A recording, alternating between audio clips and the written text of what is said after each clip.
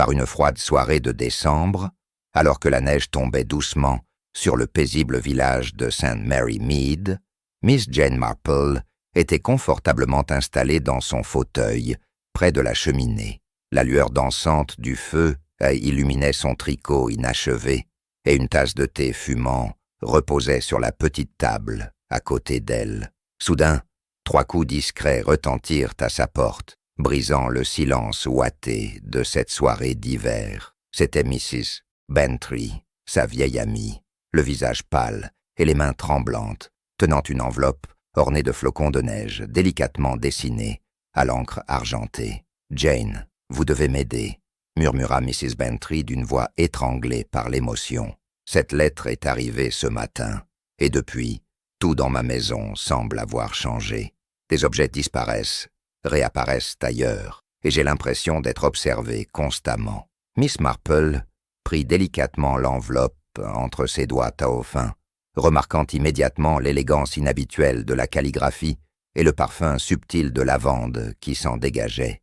À l'intérieur, un message énigmatique était rédigé en français ancien, parsemé de références à un secret enfoui depuis des décennies dans le manoir Bantry. Ce qui aurait pu sembler être une simple farce prit une tournure plus sérieuse lorsque Miss Marple apprit que 3 autres résidents du village avaient reçu des lettres similaires. Chaque missive contenait des indices différents, mais tous pointaient vers un mystère commun, lié à l'hiver rigoureux de 1923, année où une précieuse collection de bijoux avait mystérieusement disparu lors d'une fête de Noël. L'auteur des lettres semblait connaître intimement l'histoire du village et possédait des informations que seules quelques personnes âgées pouvaient encore se rappeler.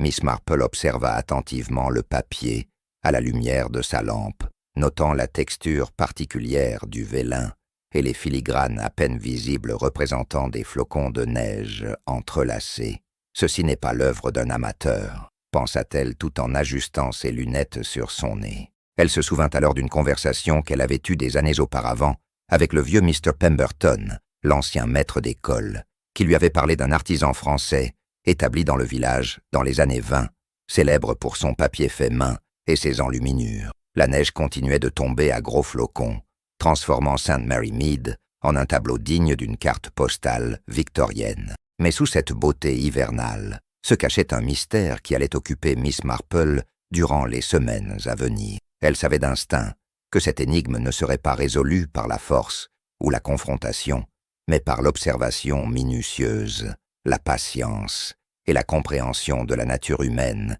qui avait fait sa réputation de détective amateur la plus perspicace du comté. « Mrs. Bantry », dit finalement Miss Marple, en reposant délicatement la lettre sur la table, « je crois que nous avons affaire à quelqu'un qui cherche non pas à nous effrayer, mais à nous faire découvrir une vérité longtemps cachée.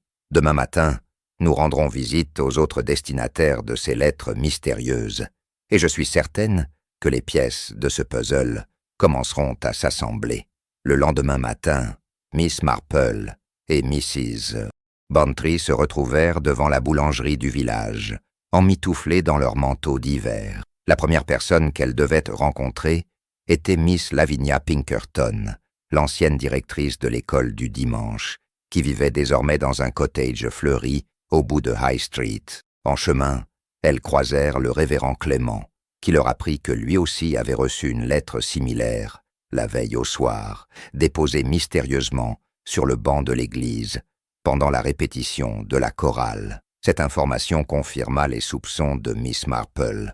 L'expéditeur se déplaçait librement dans le village sans éveiller les soupçons. Lorsqu'elles arrivèrent chez Miss Pinkerton, celle-ci les accueillit avec un mélange de soulagement et d'excitation. « Miss Marple, quelle providence que vous veniez. J'étais justement en train d'examiner ma lettre avec une loupe. Voyez-vous, j'ai remarqué quelque chose de tout à fait extraordinaire dans les marges. » Elle leur tendit le document, et effectivement, à la lumière du jour, on pouvait distinguer de minuscules annotations en marge, presque invisibles à l'œil nu, qui semblaient être des coordonnées ou des références à des emplacements précis dans le village. Les trois femmes s'installèrent autour de la table de la salle à manger de Miss Pinkerton, étalant les 4 lettres côte à côte pour la première fois. Ce qui frappa immédiatement Miss Marple fut la cohérence de l'ensemble. Chaque lettre représentait une saison ornée de motifs correspondants, et toutes étaient numérotées discrètement dans un coin. La lettre de Miss Bantry portait le chiffre 1, avec des flocons de neige pour l'hiver, celle de Miss Pinkerton le 2, avec des fleurs de printemps, celle du révérend le 3, avec des épis de blé d'été, et la 4e, que Miss Marple devina, devait représenter l'automne, avec le chiffre 4. « Il nous manque la 4e lettre », observa Miss Marple, en tapotant pensivement la table de son doigt. Qui d'autre dans le village pourrait avoir un lien avec les événements de 1923 ? Mrs. Bantry réfléchit un instant, avant de s'exclamer « Bien sûr, colonel Melchett, son père était le juge de paix à l'époque et avait mené l'enquête sur la disparition des bijoux. S'il y a une 4e lettre, elle doit être en sa possession. » Miss Marple acquiesça, mais une ombre de préoccupation traversa son visage. Le colonel Melchett était parti à Londres pour 3 jours, ce qui signifiait qu'il devrait patienter avant de compléter le puzzle. En attendant le retour du colonel, Miss Marple proposa d'examiner les textes des lettres eux-mêmes. Chacun était rédigé en français, élégant, avec des tournures de phrases qui rappelaient la littérature du début du XXe siècle. Le message de Mrs. Bantry parlait d'un trésor caché sous la glace du temps. Celui de Miss Pinkerton évoquait un secret qui fleurira avec la vérité, tandis que la lettre du révérend mentionnait la moisson de la justice qui viendra en son temps. Ces phrases poétiques semblaient être des indices cryptés, chacun faisant référence à une étape ou un lieu spécifique. Alors que le crépuscule descendait sur St. Mary Mead, les 3 enquêteurs improvisés décidèrent de se retrouver le surlendemain, une fois le colonel de retour. Miss Marple rentra chez elle d'un pas pensif, son esprit déjà au travail, pour démêler les fils de cette énigme. Elle savait que la clé du mystère résidait non seulement dans le contenu des lettres, mais aussi dans l'identité de leur auteur et dans les motivations qui le poussaient à ressusciter un scandale vieux de 40 ans. La nuit tombée, elle s'installa à son secrétaire et commença à rédiger une chronologie détaillée des événements de 1923, basée sur ses souvenirs et les bribes d'informations glanées au fil des ans. Miss Marple passa la journée suivante à la bibliothèque municipale, un bâtiment victorien charmant où étaient conservées les archives du journal local. Mrs. Hopkins, la bibliothécaire, fut ravie d'aider la célèbre détective amateur et l'installa dans une salle de lecture tranquille, avec les volumes reliés du St. Mary Mead Gazette de décembre 1923 à février 1924. Les pages jaunies dégageaient cette odeur caractéristique du vieux papier qui évoquait tant de souvenirs pour Miss Marple, qui se rappelait avoir été une jeune femme de 37 ans à cette époque. L'article principal du 28 décembre 1923 confirmait ce que Miss Marple avait déjà entendu dire. Durant la grande fête de Noël, organisée au manoir Bantry, une collection exceptionnelle de bijoux appartenant à Lady Constance Fortescue, tante de l'ancien Mr. Bantry, avait disparu.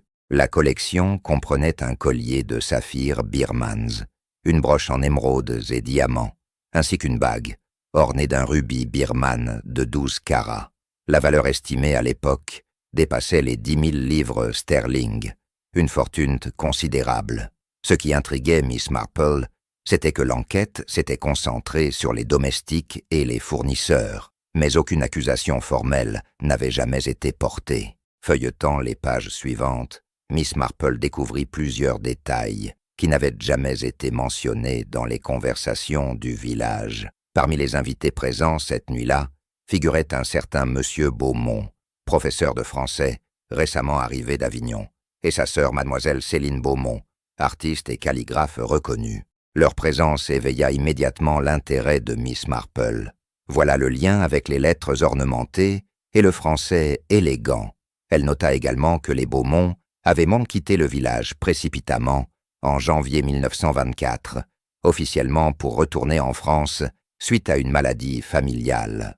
Un autre article, daté du 15 janvier 1924, mentionnait brièvement que mademoiselle Beaumont avait donné plusieurs cours de calligraphie aux jeunes filles du village durant son séjour, dont une certaine Lavinia Pinkerton et Dorothy Bantry, la mère de Mrs. Bantry actuelle. Cette connexion directe entre les destinataires des lettres et les Beaumont ne pouvait être une coïncidence. Miss Marple sentit que le puzzle commençait à prendre forme. Quelqu'un cherchait à révéler une vérité concernant cette nuit de décembre 1923, et les lettres étaient des invitations à participer à cette révélation. En poursuivant ses recherches, Miss Marple tomba sur un entrefilet dans l'édition du 5 février 1924 qui annonçait le décès de M. Beaumont dans un accident de diligence en France. Sa sœur Céline avait apparemment disparu de la circulation publique après cet événement tragique. Miss Marple nota tous ces détails dans son carnet, son esprit analytique établissant déjà des hypothèses. Si Céline Beaumont était encore en vie, elle aurait maintenant plus de 80 ans. Était-elle l'auteur des lettres, ou peut-être une descendante cherchant à rétablir l'honneur de sa famille?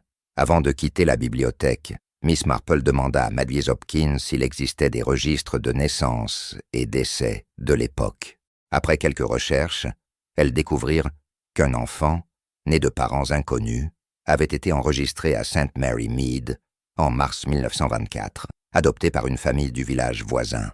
La date coïncidait avec le départ précipité des Beaumont, et Miss Marple ne put s'empêcher de se demander si cet enfant n'était pas lié d'une manière ou d'une autre à l'histoire. Elle remercia chaleureusement la bibliothécaire et rentra chez elle, sa sacoche remplie de photocopies et de notes, prête à confronter ses découvertes avec les informations que détiendraient Mrs. Bantry et Miss Pinkerton. Le surlendemain, comme prévu, le colonel Melchett revint de Londres, et Miss Marple l'invita à prendre le thé chez elle, en compagnie de Mrs. Bantry, Miss Pinkerton et du révérend Clément. Le salon de Miss Marple, avec ses rideaux de dentelle et ses meubles anciens, créait une atmosphère propice aux confidences et aux révélations. Le colonel, un homme robuste au visage rougeau et à la moustache militaire impeccable, semblait intrigué par cette convocation inhabituelle. Lorsque Miss Marple lui demanda s'il avait récemment reçu une lettre ornée de motifs automnaux, son expression passa de la curiosité à la surprise. « Comment diable savez-vous cela, Miss Marple » s'exclama-t-il en sortant de sa poche intérieure une enveloppe identique aux 3 autres, ornée de feuilles mortes dorées et cuivrées. Je l'ai trouvée glissée sous la porte de mon bureau à Londres hier soir. J'avoue que je n'y ai pas prêté grande attention, pensant à une invitation mondaine quelconque. Il tendit la lettre à Miss Marple, qui l'examina avec son attention caractéristique. Comme elle l'avait prévu, elle portait le chiffre 4 dans un coin et contenait un message poétique faisant référence à « la chute des illusions, comme tombent les feuilles d'automne », révélant la vérité nue de l'arbre. Lorsque les 4 lettres furent disposées ensemble sur la table basse du salon, dans l'ordre des saisons commençant par l'hiver, un motif devint visible. Les bordures décoratives de chaque lettre s'emboîtaient parfaitement pour former un cadre complet, et au centre de ce cadre apparaissait, comme par magie, un dessin à peine visible qui représentait un plan schématique. Miss Pinkerton, qui avait apporté sa loupe, se pencha pour examiner les détails. « C'est un plan du vieux manoir Bantry », s'écria-t-elle. « Je reconnais la disposition des pièces du rez-de-chaussée, bien que certaines aient été modifiées depuis. » Le révérend Clément, ajustant ses lunettes, observa attentivement le plan révélé. « Regardez ici, il y a une petite croix marquée dans ce qui semble être la bibliothèque, et là, des initiales, CB. » Miss Marple hocha lentement la tête, confirmant ainsi la théorie qu'elle avait commencé à élaborer. « CB, pour Céline Beaumont, je présume. Messieurs, dames, je crois que nous sommes en présence d'une confession posthume ou d'une tentative de réparation historique. » Elle leur raconta alors ses découvertes à la bibliothèque municipale, tissant un récit qui captiva son petit auditoire. Mrs. Bantry, qui avait écouté en silence jusqu'alors, pâlit légèrement. Vous voulez dire que les bijoux de Lady Fortescue seraient encore cachés dans ma maison après toutes ces années? Mais c'est impossible. La maison a été entièrement rénovée dans les années 50. Mon beau-père a fait refaire toute la plomberie et l'électricité. Miss Marple sourit doucement. Précisément, ma chère, c'est pour cette raison qu'ils n'ont jamais été retrouvés. Mais notre mystérieux correspondant semble savoir exactement où ils se trouvent, et je soupçonne qu'il souhaite que nous les découvrions nous-mêmes, comme une forme de justice réparatrice. Le colonel Melchett, toujours pragmatique, proposa d'appeler immédiatement la police, mais Miss Marple leva une main apaisante. « Je ne crois pas que ce soit nécessaire pour l'instant, colonel. Nous n'avons affaire ni à un voleur, ni à un maître chanteur. Cette personne cherche simplement à corriger une injustice du passé. Donnons-lui l'opportunité de terminer ce qu'elle a commencé. Je suggère que nous nous rendions demain matin au manoir Bantry et que nous examinions la bibliothèque avec attention. » Tous acceptèrent cette proposition, et la réunion se termina dans une atmosphère mêlée d'excitation et d'appréhension, chacun rentrant chez soi avec l'esprit occupé par ce mystère qui prenait une tournure de plus en plus fascinante. Le lendemain matin, par une journée étonnamment douce pour la saison, le petit groupe d'enquêteurs se retrouva dans la bibliothèque du manoir Bantry. La pièce était impressionnante, avec ses étagères de chêne massif montant jusqu'au plafond, ses échelles coulissantes et son odeur caractéristique de vieux cuir et de papier ancien. Mrs. Bantry avait préparé du thé et des scones, comprenant que la recherche pourrait prendre un certain temps. Miss Marple, méthodique comme toujours, avait apporté le plan révélé par les lettres, ainsi qu'un mètre ruban et une petite lampe torche. En comparant le plan avec la disposition actuelle de la pièce, Miss Marple constata que les modifications apportées dans les années 50 avaient effectivement changé l'agencement. La cheminée avait été déplacée, et ce qui était autrefois un petit cabinet de lecture était maintenant intégré à la bibliothèque principale. Cependant, les murs extérieurs étaient restés intacts, et c'était précisément sur l'un de ces murs que la croix du plan était marquée. Miss Pinkerton, toujours pragmatique, commença à examiner les étagères à cet endroit, tapotant le bois pour détecter d'éventuelles cavités. Le colonel Melchett, sceptique quant à cette chasse au trésor, s'était assis dans un fauteuil, avec un livre, mais même lui ne pouvait s'empêcher de jeter des coups d'œil curieux vers les chercheurs. Le révérend Clément, quant à lui, s'était mis à examiner les livres eux-mêmes, pensant qu'un indice pourrait être caché dans l'un d'entre eux. C'est ainsi qu'il découvrit, sur une étagère vaste, un petit volume relié de cuir rouge portant le titre « Poésie d'hiver » d'un auteur inconnu. Le livre n'avait visiblement pas été ouvert depuis des décennies, et lorsque le révérend le sortit délicatement de son emplacement, un nuage de poussière s'éleva dans l'air. En feuilletant le recueil, une enveloppe glissa et tomba sur le tapis perçant. Miss Marple la ramassa prestement et l'examina. Elle portait le même papier vélin que les 4 lettres, mais celle-ci n'était pas scellée. À l'intérieur se trouvait une longue lettre manuscrite, en français, datée de décembre 1963, soit 40 ans, exactement, après la disparition des bijoux. L'écriture était tremblante, mais élégante, et la signature au bas de la page révélait l'identité de l'auteur, Céline Beaumont. Un silence respectueux s'installa dans la bibliothèque, tandis que Miss Marple, la seule du groupe à lire couramment le français, commençait à traduire le contenu à voix haute.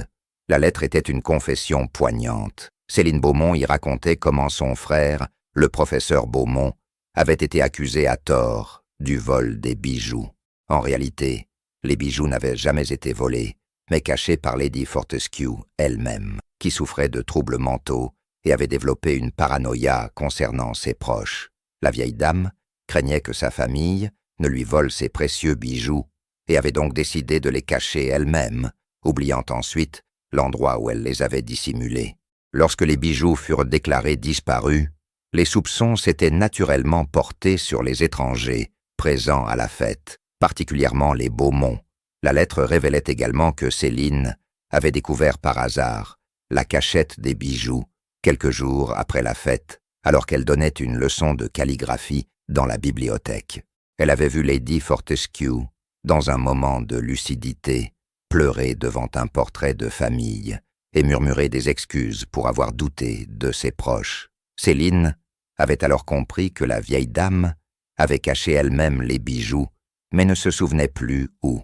Malheureusement, Lady Fortescue était décédée peu après d'une pneumonie, emportant son secret avec elle. Céline, déchirée entre le désir de disculper son frère et la crainte de ne pas être crue, avait choisi de garder le silence, un choix qu'elle avait regretté toute sa vie. Après avoir terminé la lecture de la confession de Céline Beaumont, Miss Marple replia soigneusement la lettre et observa pensivement le portrait accroché au-dessus de la cheminée. Il représentait Sir Geoffrey Bantry, l'arrière-grand-père de l'actuel propriétaire, dans toute sa splendeur victorienne, avec son uniforme militaire et ses nombreuses décorations. Mrs. Bantry suivit le regard de Miss Marple et s'exclama « Bien sûr, c'est devant ce portrait que grand-tante Constance passait des heures durant ces dernières semaines. Je me souviens que ma belle-mère me racontait qu'elle parlait au portrait, comme s'il était vivant. » Miss Pinkerton se rapprocha du tableau, ajustant ses lunettes bifocales. La lettre de Céline mentionnait qu'elle avait vu Lady Fortescue pleurer devant un portrait de famille. Ce doit être celui-ci. Le révérend Clément proposa de décrocher le tableau pour examiner le mur derrière. Mais Miss Marple secoua doucement la tête. « Je ne crois pas que ce soit nécessaire de l'enlever complètement. Lady Fortescue était âgée et fragile. Elle n'aurait pu déplacer un tableau aussi lourd. La cachette doit être accessible sans grand effort physique. » Elle s'approcha et examina minutieusement le cadre doré et orné. C'est alors que Miss Marple remarqua quelque chose d'inhabituel. L'un des ornements dorés du cadre, représentant une petite rosace, semblait légèrement déplacé par rapport aux autres. Avec précaution, elle appuya dessus, et à leur grande surprise, un petit compartiment secret s'ouvrit sur le côté droit du cadre. À l'intérieur se trouvait une petite clé en cuivre, noircie par le temps, mais encore parfaitement reconnaissable. Le colonel Melchett se leva d'un bond, son livre tombant sur le sol. Extraordinaire, un compartiment secret, dans un cadre de tableau. Jamais je n'aurais imaginé une chose pareille. La question suivante était évidente. Que ouvrait cette clé? Miss Marple examina à nouveau le plan révélé par les lettres, cherchant d'autres indices. Son regard s'arrêta sur une petite étoile dessinée dans un coin de la bibliothèque, près de ce qui semblait être une fenêtre sur le plan original. Mrs. Bantry suivit son raisonnement. La fenêtre à guillotine, au fond de la pièce, c'est la seule qui n'ait jamais été remplacée. Elle date de la construction originale du manoir. Tous se dirigèrent vers la fenêtre en question, dont l'embrasure profonde contenait un banc de lecture couvert de coussins brodés. Miss Pinkerton, avec son sens pratique habituel, commença à examiner la structure de bois sous le banc. Ses doigts explorèrent les moulures et les panneaux, jusqu'à ce qu'elle découvre une petite serrure dissimulée sous le rebord du banc, presque invisible à moins de la chercher spécifiquement. « Voilà !» s'exclama-t-elle triomphalement. Le colonel Melchett tendit immédiatement la clé à Miss Marple, reconnaissant tacitement son autorité dans cette investigation. Miss Marple inséra délicatement la clé dans la serrure, la tourna lentement, et un déclic satisfaisant se fit entendre. Un panneau coulissa, révélant une petite niche secrète. Dans cette cachette, enveloppée dans un morceau de velours bleu marine, devenu terne avec le temps, se trouvaient les bijoux disparus de Lady Fortescue. Le collier de saphir brillait encore de 1000 feux, malgré les décennies d'obscurité. Les émeraudes de la broche captaient la lumière de la fenêtre, et le rubis de la bague semblait pulser d'une vie propre. Un silence respectueux s'installa dans la bibliothèque, chacun contemplant ces trésors qui avaient causé tant de chagrin et de soupçons injustifiés 40 ans auparavant. Miss Marple, émue malgré son sang-froid habituel, murmura « Voilà donc la vérité, enfin révélée.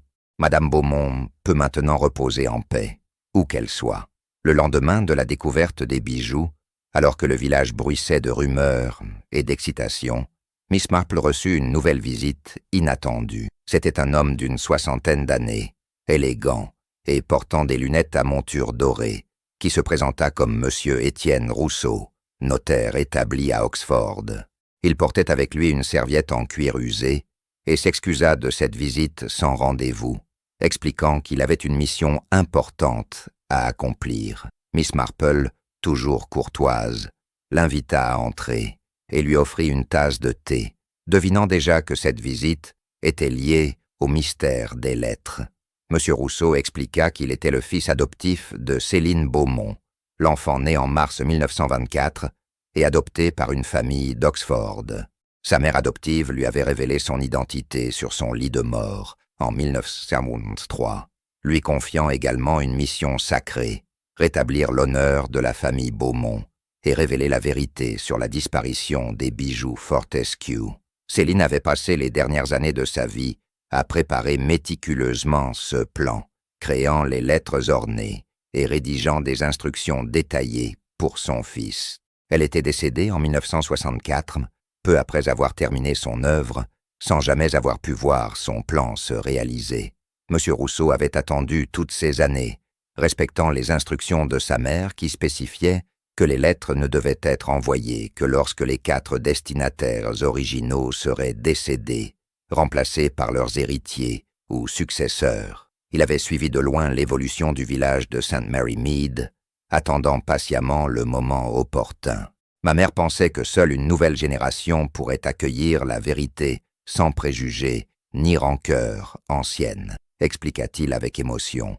Elle croyait également que Miss Jane Marple, dont la réputation de sagesse et de perspicacité était déjà établie dans les années 20, serait la personne idéale pour guider cette révélation. De sa serviette, M. Rousseau sortit une 5e lettre, scellée avec de la cire rouge et portant l'inscription « À ouvrir après la découverte ». Miss Marple brisa délicatement le sceau et déplia le papier. Cette lettre finale, rédigée par Céline elle-même, était adressée au village de St. Mary Mead et contenait des excuses sincères pour avoir gardé le silence pendant toutes ces années.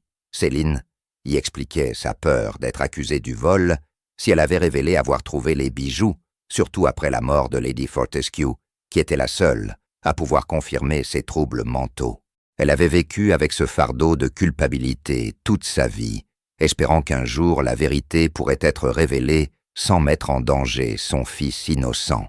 La lettre se terminait par une demande touchante, que les bijoux soient vendus et que le produit de la vente soit utilisé pour créer une bourse d'études en l'honneur de son frère, le professeur Beaumont, destiné à des jeunes souhaitant étudier les langues et les arts en France. C'était sa façon de transformer une histoire de soupçon et de douleur en quelque chose de positif et de durable. M. Rousseau ajouta qu'il avait déjà consulté un avocat et que, légalement, les bijoux appartenaient toujours à la succession Fortescue, mais il espérait que les héritiers actuels accepteraient de respecter les dernières volontés de sa mère. Miss Bantry convoqua une réunion familiale d'urgence dans le grand salon du manoir, où se rassemblèrent ses 2 fils adultes, sa belle-fille et même son frère, venu de Londres. Miss Marple avait été invitée en tant que témoin et conseillère de confiance. Lorsque Mrs. Bantry leur exposa la situation dans ses moindres détails, un débat animé s'ensuivit. Son fils aîné, pragmatique et homme d'affaires, calculait déjà la valeur actuelle des bijoux et suggérait de les vendre aux enchères chez Sotheby's. Son cadet, plus idéaliste et professeur de littérature française, penchait immédiatement pour respecter les vœux de Céline Beaumont, émue par cette histoire de rédemption posthume. La discussion dura plus de 2 heures, alternant entre considérations pratiques et arguments moraux. Miss Marple écoutait en silence, observant les dynamiques familiales avec son attention caractéristique. C'est finalement Mrs. Bantry elle-même qui trancha, se levant avec une dignité qui rappelait les grandes dames d'autrefois. Ces bijoux ont apporté suffisamment de chagrin et de malentendus à notre famille et à celle des Beaumont, déclara-t-elle fermement. Il est temps qu'ils servent à quelque chose de bon et de constructif. Je propose que nous respections les dernières volontés de mademoiselle Beaumont, mais avec une modification. La bourse portera les noms des 2 familles, Beaumont et Fortescue comme symbole de réconciliation. Cette proposition fut accueillie par un silence respectueux, puis par des hochements de tête approbateurs de tous les membres présents. Le fils aîné, bien que déçu de renoncer à une fortune potentielle, reconnut la sagesse et l'élégance de cette solution. Miss Marple sourit doucement, satisfaite de voir que la nature humaine pouvait encore la surprendre agréablement. M. Rousseau, qui avait été invité à assister à cette réunion, essuya discrètement une larme derrière ses lunettes dorées, ému de voir le rêve de sa mère adoptive se réaliser de manière encore plus belle que prévu. Les arrangements pratiques furent rapidement établis. Le colonel Melchett, en sa qualité d'ancien magistrat, se porta volontaire pour superviser les aspects légaux.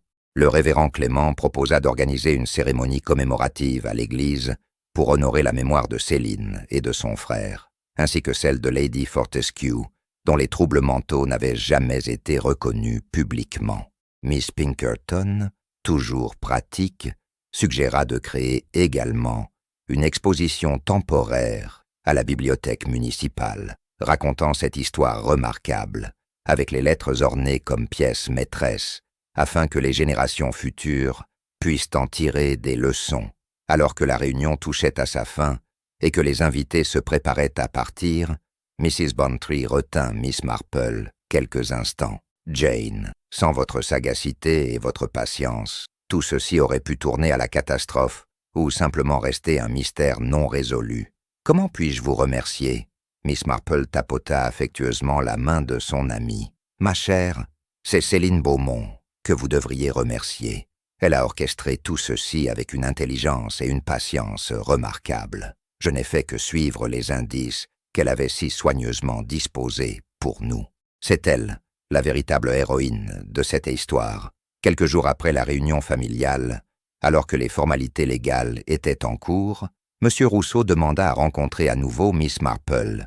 Il lui expliqua qu'en triant les affaires de sa mère adoptive après sa mort en 1964, il avait découvert une malle dans le grenier de sa maison d'Oxford, qu'il n'avait jamais osé ouvrir complètement, respectant l'intimité de la défunte. Maintenant que le mystère principal était résolu, il se sentait prêt à explorer plus profondément le passé de Céline, et il souhaitait que Miss Marple l'accompagne dans cette démarche, pressentant que d'autres secrets pourraient encore être révélés.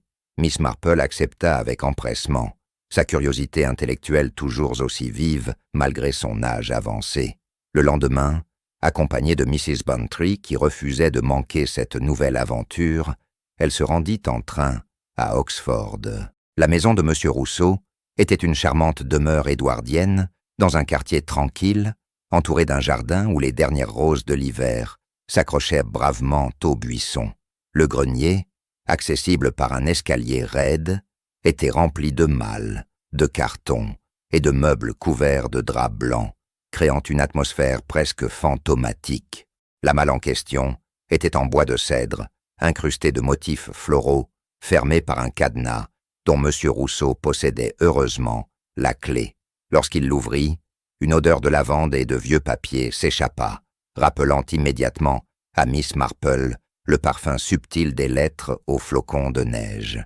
À l'intérieur se trouvaient des dizaines de carnets reliés en cuir, remplis de l'écriture élégante de Céline, ainsi que des dessins, des aquarelles et des photographies jaunies. C'était le journal intime complet de sa vie, depuis son arrivée en Angleterre en 1923 jusqu'à quelques semaines avant sa mort. Miss Marple et Mrs. Bantry passèrent l'après-midi entier à examiner ces trésors, découvrant la vie intérieure d'une femme remarquablement talentueuse et sensible. Les carnets révélaient que Céline avait été profondément amoureuse d'un jeune homme du village, le fils du médecin local, et qu'ils avaient prévu de se marier au printemps 1924. Mais lorsque les soupçons avaient commencé à planer sur sa famille après la disparition des bijoux, ce jeune homme avait rompu leurs fiançailles sous la pression de sa famille, craignant le scandale. C'était cette trahison, autant que la culpabilité de son silence, qui avait poussé Céline à quitter l'Angleterre définitivement.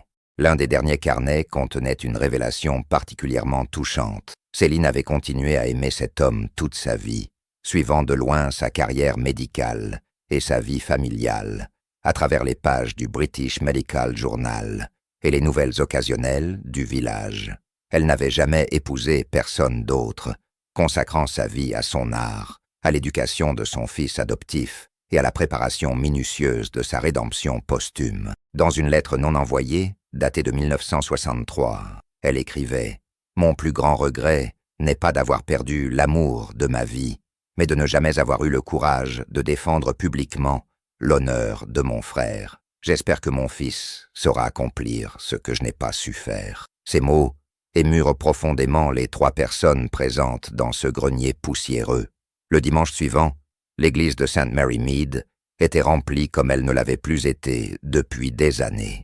La nouvelle de la résolution du mystère vieux de 40 ans s'était répandue dans tout le village et les environs, attirant non seulement les résidents actuels, mais aussi d'anciens habitants, revenus spécialement pour l'occasion. Le révérend Clément avait préparé une cérémonie sobre, mais émouvante, qu'il avait intitulée « Service de réconciliation et de mémoire ». Des bougies blanches illuminaient l'autel, et un arrangement floral composé de fleurs d'hiver et de branches de sapin créait une atmosphère à la fois solennelle et chaleureuse. M. Rousseau avait été invité à prendre la parole en premier.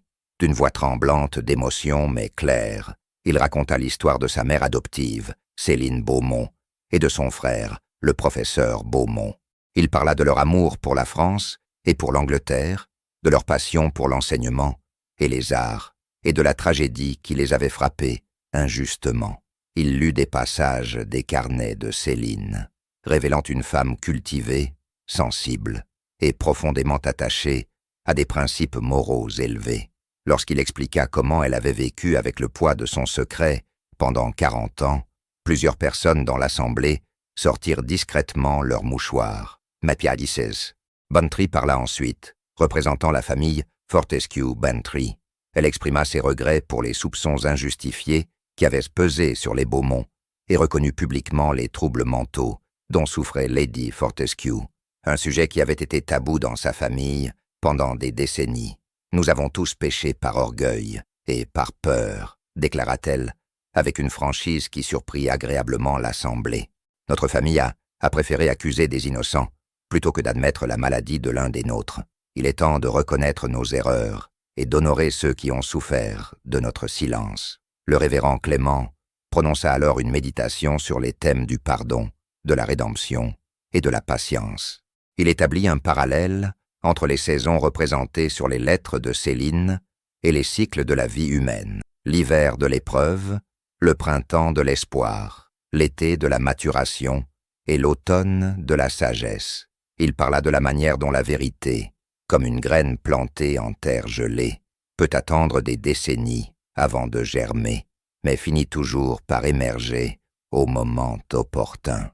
Son homélie, bien que simple, toucha profondément les cœurs présents, rappelant à chacun que la justice divine opère selon des temporalités qui échappent souvent à la compréhension humaine. La cérémonie se conclut par l'annonce officielle de la création de la bourse Beaumont-Fortescue, destinée à financer les études de jeunes passionnés par les langues et les arts en France. Miss Pinkerton, qui avait été nommée à la tête du comité de sélection, expliqua les modalités pratiques. Le colonel Melchett révéla que les bijoux avaient été expertisés et que leur vente permettrait de financer la bourse pendant au moins 20 ans. Alors que l'assemblée quittait l'église dans le crépuscule hivernal, un sentiment de paix et d'accomplissement flottait dans l'air froid, comme si le village de St. Mary Mead venait de tourner une page importante de son histoire. 6 mois plus tard, par une douce soirée de juin, Miss Marple était assise dans son jardin, admirant ses roses, en pleine floraison. Une lettre venait d'arriver de France, envoyée par la première bénéficiaire de la bourse Beaumont-Fortescue, une jeune femme nommée Sophie, qui étudiait la calligraphie et l'enluminure à l'École des Beaux-Arts de Paris. Dans sa lettre, Sophie décrivait avec enthousiasme ses cours, ses découvertes artistiques et exprimait sa gratitude infinie pour cette opportunité qui changeait sa vie. Elle avait joint une petite aquarelle représentant des flocons de neige délicatement entrelacés, un hommage évident à Céline Beaumont, qu'elle considérait déjà comme son mentor spirituel. Miss Marple sourit en contemplant l'aquarelle, songeant à l'extraordinaire chaîne d'événements qui avait commencé par 3 coups frappés à sa porte une soirée de décembre. Elle pensait à Céline Beaumont, cette femme qu'elle n'avait jamais rencontrée, mais qu'elle sentait comprendre intimement. Quel courage remarquable il avait fallu pour concevoir ce plan élaboré, sachant qu'elle ne serait plus là pour en voir l'aboutissement. Et quelle foi en la nature humaine, croire que des décennies plus tard, des étrangers prendraient le temps de résoudre son énigme et de rétablir la vérité. Mrs. Bantry arriva pour le thé, comme elle le faisait désormais chaque jeudi après-midi. Les 2 amies avaient développé une tradition de se remémorer ensemble l'affaire des lettres aux flocons de neige, comme elle l'appelait maintenant. Mrs. Bantry apportait toujours des nouvelles fraîches. Cette fois, elle annonçait que M. Rousseau avait décidé de faire don des carnets de Céline à la bibliothèque municipale, où ils seraient conservés dans une collection spéciale, accessible aux chercheurs et aux curieux. Miss Pinkerton avait déjà commencé à travailler sur une exposition permanente qui raconterait cette histoire extraordinaire de patience, d'amour et de rédemption. Le colonel Melchett passa également, accompagné du révérend Clément, pour annoncer qu'un petit monument serait érigé dans le cimetière de St. Mary Mead, en l'honneur de Céline et du professeur Beaumont. Une souscription publique avait déjà réuni les fonds nécessaires, témoignant de l'émotion profonde que cette histoire avait suscitée dans tout le village. Le monument serait une simple stèle de marbre, ornée de flocons de neige gravés et d'une inscription en français et en anglais, à la mémoire de Céline et de son frère, qui nous ont enseigné que la vérité, comme la neige, finit toujours par recouvrir les mensonges. Alors que le soleil se couchait sur St. Mary Mead, baignant le jardin de Miss Marple d'une lumière dorée, la vieille dame détective contemplait ses amis rassemblés autour de sa table de jardin. Elle pensait à toutes les vies qui avaient été touchées par cette affaire. Céline Beaumont trouvant enfin sa paix, M. Rousseau accomplissant la mission sacrée de sa mère, Mrs. Bantry affrontant les secrets de sa famille avec courage, et cette jeune Sophie en France, dont la vie venait de s'ouvrir sur des possibilités infinies. Miss Marple leva sa tasse de thé dans un toast silencieux à Céline Beaumont, cette artiste solitaire qui, depuis sa tombe en France, avait réussi à tisser un dernier chef-d'œuvre, une histoire de rédemption qui rappelait à chacun que le bien, aussi tardif soit-il, triomphe toujours du mal. Et comme pour approuver cette pensée, un dernier rayon de soleil fit scintiller l'aquarelle de Sophie, faisant danser les flocons de neige peints comme s'ils tombaient réellement dans ce jardin d'été, messagers éternels d'une vérité enfin révélée.